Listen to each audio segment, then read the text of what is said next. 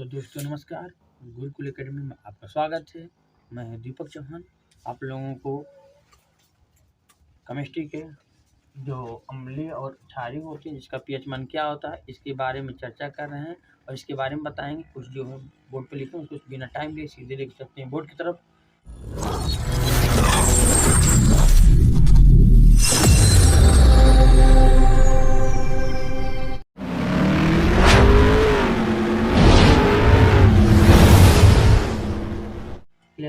पहला क्वेश्चन आपका है कि अम्लीय विलयन का पीएच मान कितना होता है। अम्लीय विलयन का पीएच मान कितना होता है? तो अम्लीय विलयन का पीएच मान 7 से हमेशा कम होता है। इतना क्लियर है? 7 से कम होता है।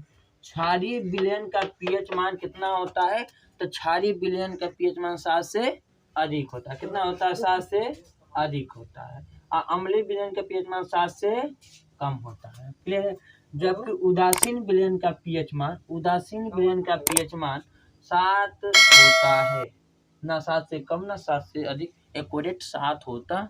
क्लियर? इससे आप लोगों को क्लियर हो गया होगा कि जब अम्लीय विलयन का पीएच मान कहा जाएगा तो 7 से जितने भी कम होंगे अम्लीय होंगे, 7 से अधिक होंगे तो क्षारीय होंगे और 7 होंगे तो उदासीन होंगे। क्लियर? आपका चौथा क्वेश्चन लेकर चलते हैं बोर्ड पर। ठीक है। एक बिलियन नीले लिटमस को लाल कर देता है, इसका पीएच मान कितना होता है? तो इसका पीएच मान 1 से 7 के मध्य होता है, अर्थात अम्लीय होता है। 1 से 7 से मध्य, कहीं कुछ भी हो सकता है। मानव रक्त का पीएच मान कितना? ये मोस्ट इम्पोर्टेंट है, बार बार परीक्षा में पूछा गया है कि मानव रक्त का पीएच मान कितना होता है। तो जो आपका खून रुधिर होता है उसका पीएच मान 7 होता है। क्लियर? 7.4, माफी चाहते हैं, 7.4 होता है। वर्षा के जल, ठीक है, फिर जानेंगे शुद्ध जल का पीएच मान कितना होता है। शुद्ध जल का पीएच मान कितना होता है? तो शुद्ध जल का पीएच मान 7 होता है। शुद्ध जल का पीएच मान 7 होता है। क्लियर? उसके बाद वर्षा के जल का पीएच मान कितना होता है? जब बरसात होता है जो उसका पीएच मान कितना होता है? तो उसका पीएच मान आपके सामने है 5.6 होता है। क्या होता है? 5.6 होता है। नींबू का पीएच मान कितना होता है? तो नींबू का पीएच मान 2.4 लगभग होता है, 2.3 भी होता है, लेकिन 2.4 नींबू का पीएच मान होता है। क्लियर? नींबू को हम जानेंगे।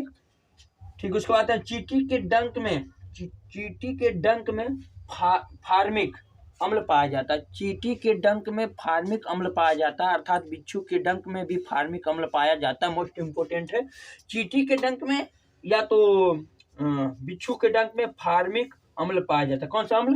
फार्मिक अम्ल।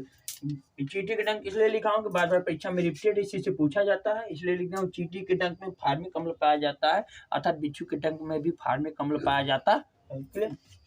नींबू में सिट्रिक अम्ल पाया जाता है। नींबू में जो होता है सिट्रिक अम्ल पाया जाता है, जो कि यह एक दुर्बल अम्लीय भी होता है। मतलब सिट्रिक अम्ल को हम दुर्बल अम्लीय भी कहा जाता है।